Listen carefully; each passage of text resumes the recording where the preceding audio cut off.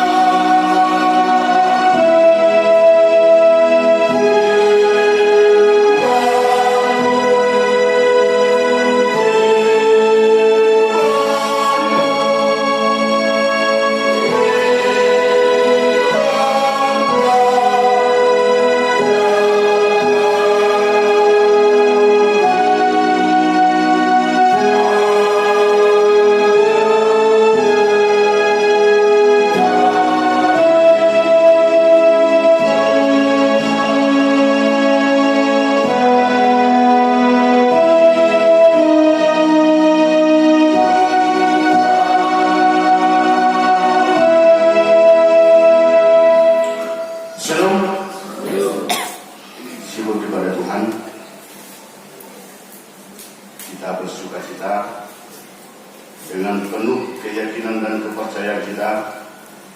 Di minggu Advent kedua ini, kita dapat berkumpul di gereja kita ini, merupakan yang sewajarnya dan seharusnya kita syukuri kepada Tuhan bahwa kita tetap menunjukkan kesetiaan dan cinta kasih kita, dan sekaligus merupakan suatu hal yang diartikan menjadi Advent kedua.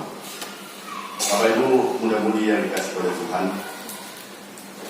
tema ibadah kita pada minggu ini memilih apa yang baik menjelang hari Kristus, atau memilih ngedumingkan di haroro nih Kristus. Suatu firman yang hidup pernah saya lihat di suatu keluarga yang tidak bisa dipersalahkan bahwa saya memperhatikan suatu keluarga itu begitu lama. Maka Bapak Ibu, ini suatu kisah dari satu keluarga yang bisa dikategorikan berantakan, yang bisa dikategorikan keluarga yang penuh dengan suatu percekcokan, suatu keluarga yang penuh dengan pertikaian dan pertengkaran. Yang menjadi suatu rahasia bahwa tidak ada jemaat HKI Penerangan dan tidak ada keluarga HKI Penerangan yang seperti yang ada di dalam cerita ini. Mengapa dikatakan seperti itu Bapak Ibu? Karena pekerjaan antara si bapak dan si ibu betul-betul di luar jangkauan daripada titik-titik kebenaran dalam segala hal. Mereka dibuahkan atau mempunyai 4 orang anak. Mereka mempunyai buah perkawinan mereka ada 4 orang. Cara hidup mereka Bapak Ibu sulit untuk dimengerti, sulit untuk diteliti, bahkan sulit untuk dicontoh. Kenapa Bapak Ibu? Karena si bapak asik mengerjakan suatu pekerjaan yang melanggar dengan kondisi kebenaran. Penyakit-penyakit yang biasa terlaksana di masyarakat umum, contohnya berjudi,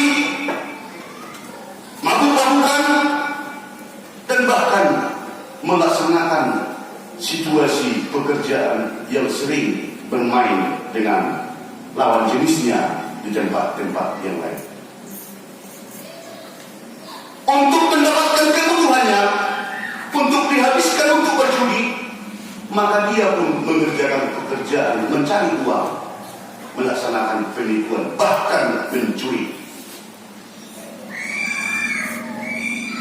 Demikian juga si istri Bapak Ibu. Si istri juga menjalani hari-harinya asik berkumpul dan berkumpul, berjudi bersama dengan teman-temannya yang laki-laki, bahkan yang perempuan. Beberapa puluh tahun bahwa keluarga ini bisa dikatakan dan bisa digarisbawahi merupakan suatu keluarga yang broken home. Setelah 25 tahun Bapak Ibu, setelah 25 tahun, kami melihat di antara anak-anaknya yang 4 ini, apa yang terjadi? Anak pertama kembali seperti orang tuanya, mulai bangun pagi-pagi sudah langsung mabuk, mencari di mana orang lain berjudi supaya dia habiskan waktunya berjudi di situ, dan melihat kendaraan siapa yang bisa digeser. Itulah pekerjaan anaknya yang paling besar. Pekerjaan anak yang paling kedua, yang nomor 2 Bapak Ibu, betul-betul kondisi yang juga memprihatinkan. Kalau di kampung kami dibilang biasa itu PPO atau pesong-pesong petik, sedang berjalan melewati jalan mulai pagi sampai sore, dan bahkan ada yang dibuang orang nasi bungkus sudah diambil dari tempat saya sampah, dan itu yang dimakan. Anak yang ketiga, ada yang pekerjaannya dinyatakan itu bagus, bahwa dia mempunyai suatu komunitas dengan masyarakat banyak, rajin beribadah, dan rajin mengikuti kegiatan-kegiatan yang berhubungan dengan kebutuhan bersosial. Anak yang keempat Bapak Ibu, anak yang keempat selalu terbaring sudah kurus kering ini bisa makan sekali 2 hari, bahkan tidak makan, sangat menderita sekali. Karena penasaran Bapak Ibu, karena betul-betul ingin tahu, kami memberanikan diri mempertanyakan anaknya yang keempat ini, yang 4 orang ini tadi. Yang pertama sekali kami dekati anak yang pertama. Bang, mengapa jadi seperti ini jalan hidupmu, Bang? Karena setahu saya dulu waktu kita masih sekolah, kondisimu orangnya pintar dan bisa tampil di sekolah. Apa jawabnya Bapak Ibu? Kamu sendiri sudah tahu bahwa orang tua saya, bapak dan mama saya, merupakan suatu keluarga yang tidak pernah ada kecocokan, tidak ada suatu pernah kedamaian, bahkan membuat malu terhadap seluruh masyarakat sekampung kita.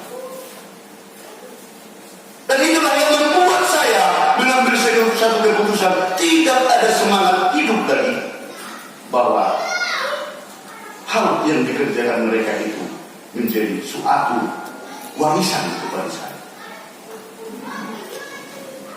Yang kedua, saya tanya ini tadi yang bisa dikatakan yang sudah agak lari pemikirannya, saya kejar, saya beli nasi bungkus, makan dulu Bang. Abang kenapa jadi seperti ini? Tanya orang itu, ditinggalkan saya. Saya kejar lagi. Sudah abang makan nasinya tadi? Mungkin abang sudah lapar. Tanya orang itu. Siapa mau ditanya Bang? Tanya orang saya, tanya bapak saya. Menetes air mata saya Bapak Ibu.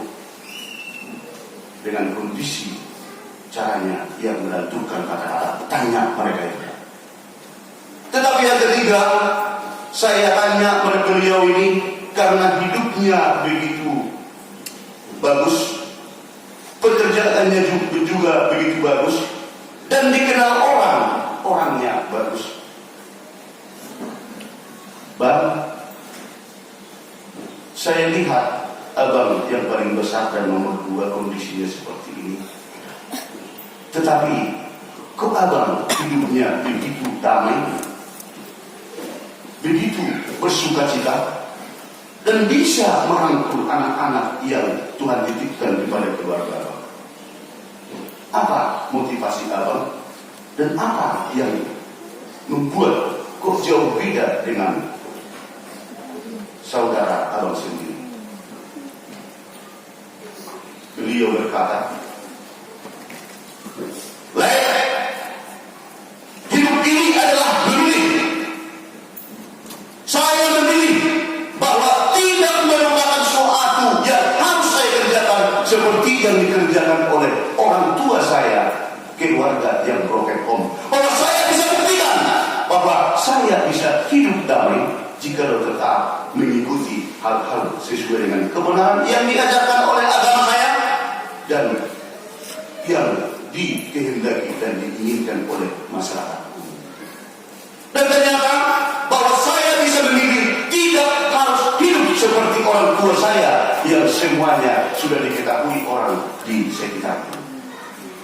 Itu pengakuan daripada beliau. Yang keempat, saya coba tanya tetapi tidak terjawab apa-apa.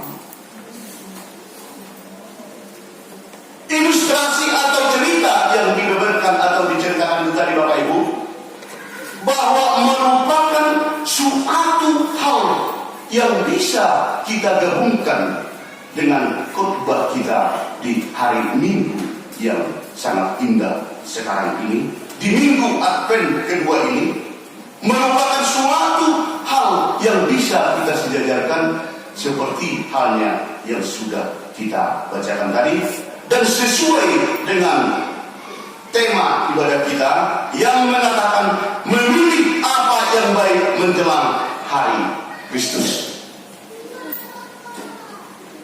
Memilih apa yang baik menjelang hari Kristus.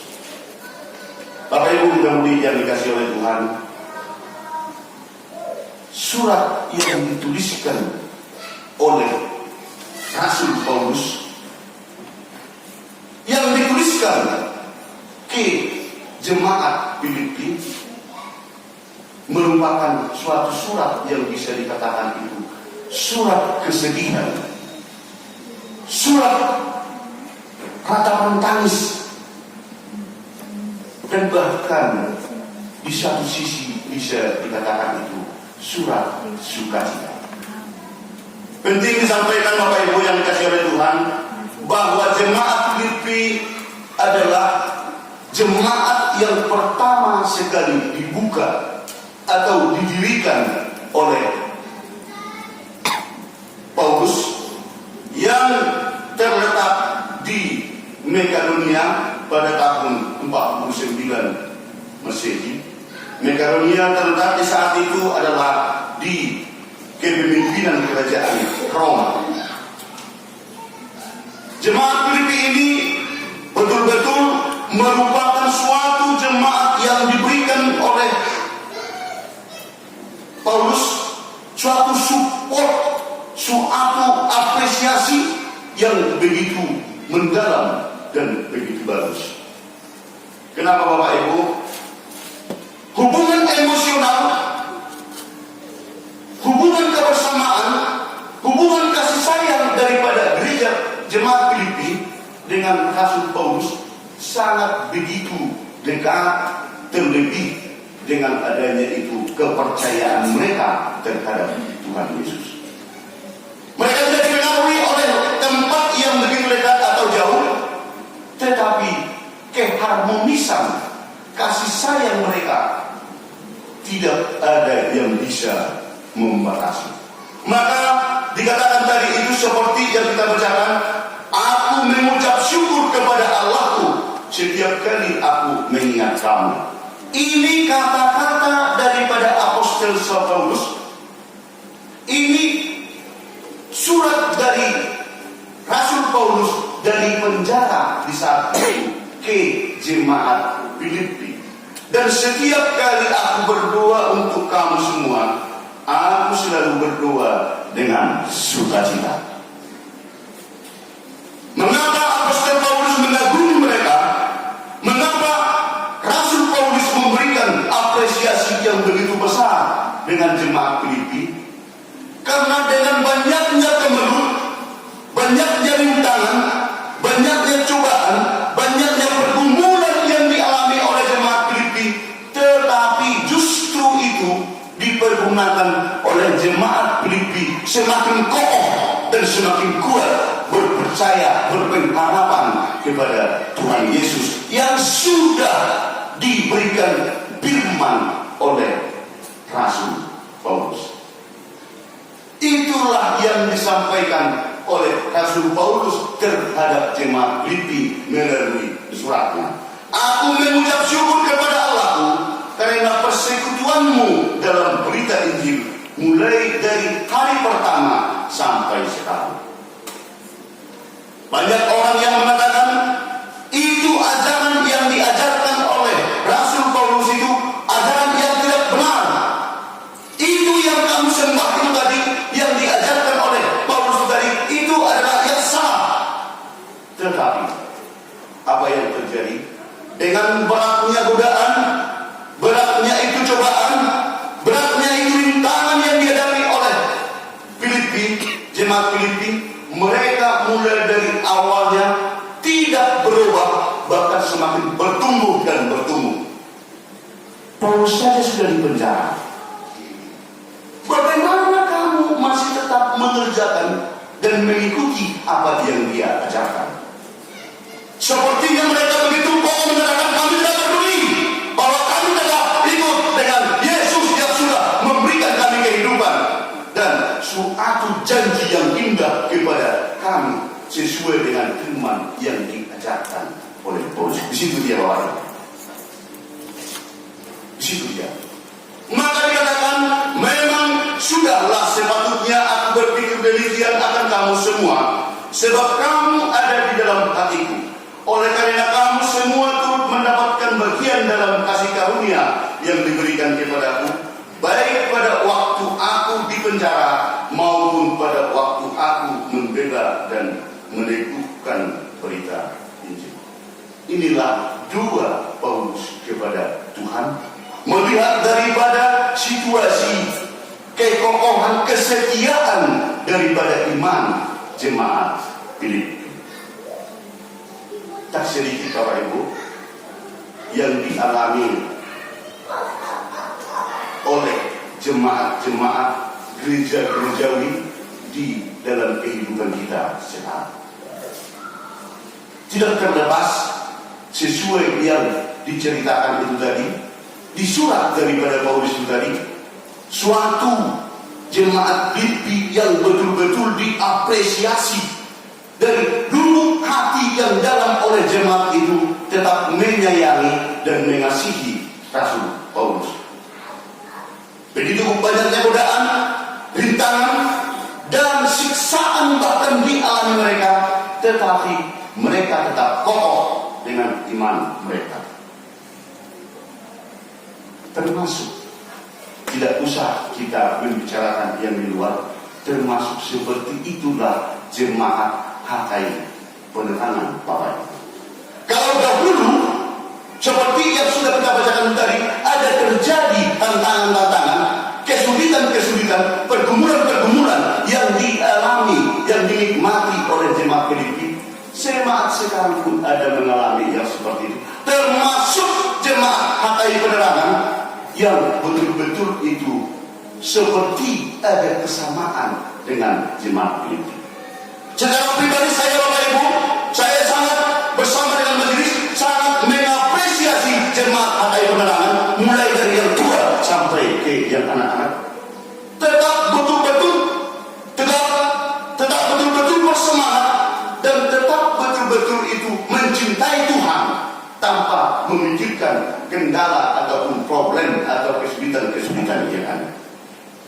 Jika bisa kami berkata, you are the best, kamu yang terbaik, seperti itulah Paulus terhadap Filipi, dan kami juga atas nama majelis menyatakan seperti itu, kamu yang terbaik, karena betul-betul bersekokoh untuk tetap memuji Tuhan Yesus, tidak terlepas dan tidak memikirkan bagaimana kesulitan yang ada. Terkhusus tanggal 30 November kemarin menjadi hari berdirinya jemaat HKI Penerangan pada 2022, genap usia daripada gereja kita 8 tahun. Satu yang sangat dibanggakan, satu yang sangat diapresiasi, banyak orang yang membuatkan suatu tempat persekutuan mereka, banyak yang membuatkan suatu tempat mereka saling mengasihi, tidak sampai 1 tahun belum tikar. Tidak sampai setengah tahun sudah merupakan suatu pergumulan yang sangat besar-besar. Tetapi atas kuasa Tuhan, atas kebaikan Allah, bahwa HKI Penerangan masuk usia yang ke-9 tahun. Hal itu merupakan suatu kebanggaan Bapak Ibu. Hal itu merupakan suatu yang penting kita syukuri kepada Tuhan. Bagaimana Rasul Paulus mensyukuri kehadiran Tuhan melihat daripada kesetiaan jemaat di Filipi. Bapak Ibu yang dikasihi oleh Tuhan, sebentar kami mau bertanya dulu kepada ibu-ibu. Ini khusus ibu-ibu. Jadi kalau tidak dijawab berarti ada tanda tanya. Kira-kira inang. Nah, di sini ada 2 inang, di sana banyak. Kira-kira bangga tak dengan suami inang semua? Bangga kira-kira? Bangga. Terima kasih kepada Tuhan.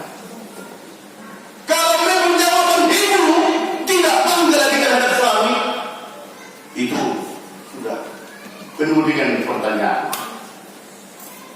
Mungkin dengan kesulitan-kesulitan, pergumulan-pergumulan keluarga, mungkin dengan kesulitan-kesulitan ekonomi, mungkin dengan kesulitan-kesulitan pekerjaan,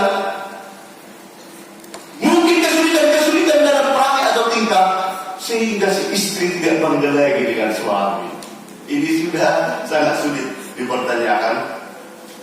Tetapi firman Tuhan saat ini mengatakan kita mesti bangga bahwa kita punya Yesus, kita punya Allah yang tetap setia untuk mengasihi kita dalam seluruh perjalanan hidup kita. Dan saat ini juga dipertegas, kita diarahkan untuk bangga menjadi jemaat HKI Penerangan yang diberkati Tuhan dalam segala hal, karena kita mengikuti ajaran Tuhan Yesus. Karena kita tetap setia mengikuti daripada kehendak yang dikehendaki oleh Tuhan sesuai dengan kebenaran, sesuai dengan yang Tuhan inginkan kepada kita, tetap kita laksanakan. Saya tetap katakan, di dalam janji yang diberikan oleh Tuhan, yang diberikan oleh Allah, diharoni Tuhan pada hari roh. Seperti yang dikatakan tadi, bahwa di Advent ini, bahwa kita bukan hanya mempersiapkan diri untuk merayakan hari kelahiran Tuhan Yesus Kristus, tetapi di sini kita diajak mempersiapkan, kita harus setia untuk menyambut kehadiran Tuhan Yesus yang kedua. Itulah yang dikatakan hari Tuhan, Bapak Ibu yang dikasihi oleh Tuhan.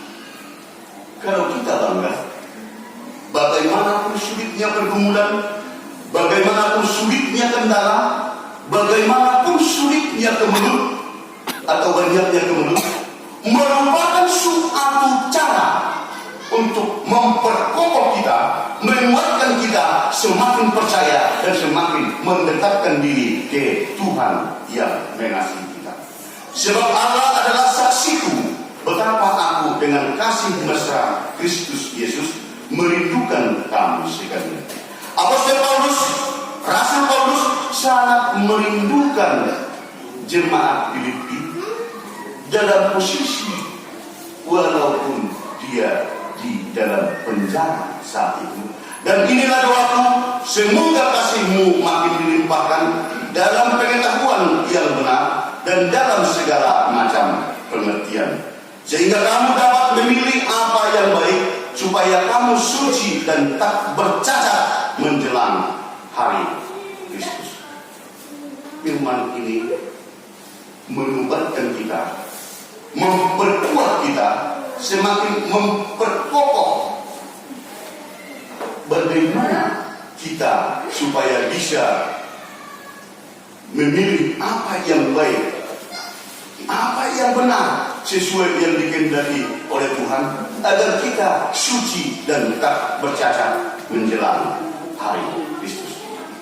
Saya yakin Bapak Ibu, arahan ini, surat ini dituliskan oleh Rasul Paulus bukan hanya sekedar ke jemaat Filipi, tetapi hari ini sampai ke jemaat HKI Penerangan, agar kita semakin bangga untuk memuji dan memuliakan nama Tuhan, memberikan apa yang terbaik kepada Tuhan, dan tetap bersukacita di dalam seluruh hal yang Tuhan berikan kepada perjalanan kita.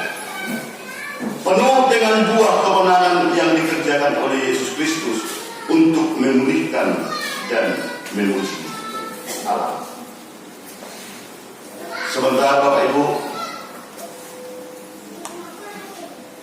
sesudah ibadah nanti, kita tunjukkan kebanggaan kita, sukacita kita di hadapan Tuhan, bahwa gereja ini menjadi suatu tempat kita bersujud di hadapan Tuhan, membagi tahu rahasia kita di hadapan Tuhan, memberikan seluruh kemelut yang ada di dalam perjalanan hidup kita, kita tumpahkan kepada Tuhan dengan penuh harapan bahwa Tuhan Allah kita, Tuhan Yesus akan menjawab dan memberikan sesuai dengan doa dan permohonan kita. Jikalau memang tidak ada lagi, jikalau memang tidak ada di hidup iman kita, dan tidak semangat bagi kita, dan betul-betul tidak bangga kita akan Tuhan kita yang kita kenal melalui jemaat kenalan, kami juga angkat tangan. Tetapi secara pribadi, kami begitu bangga kepada Tuhan di dalam kemelut, di dalam kesusahan, di dalam pergumulan yang begitu banyak. Tuhan masih tetap menolong kami dan mencari jalan kebenaran itu tadi bisa dikatakan seperti ilustrasi 4 anak itu tadi adalah bahwa kita diberikan kebebasan memilih mana yang benar, memilih mana yang indah, memilih iman yang bagaimana yang mau kita pergunakan untuk sesuai kebenaran yang dikehendaki oleh Tuhan. Kami yakin Bapak Ibu dan mudah-mudahan bahwa kita tidak salah pilih, bahwa kita tidak mau terseret oleh kesulitan-kesulitan itu. Berserahlah tetap kepada Tuhan, karena yang indah dua kita bersama akan Tuhan jawab sesuai dengan yang Tuhan kehendaki. Hidup ini adalah pilihan, hidup ini adalah perjuangan. Cara berjuang itu tadi kita harus betul-betul begitu memohon hikmat dari Tuhan agar jangan salah memilih, agar jangan salah langkah. Khotbah ini mengajari kita, mari semakin bijak untuk tetap berserah kepada Tuhan.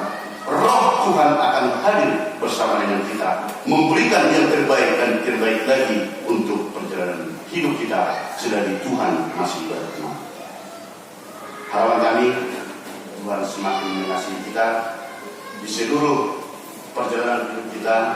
Terlebih tidak lama lagi kita sudah akan bersukacita lahir kembali dan lahir kembali atas kasih dan karunia Tuhan. Tuhan Yesus memberkati, kita demikian firman-Mu berkata.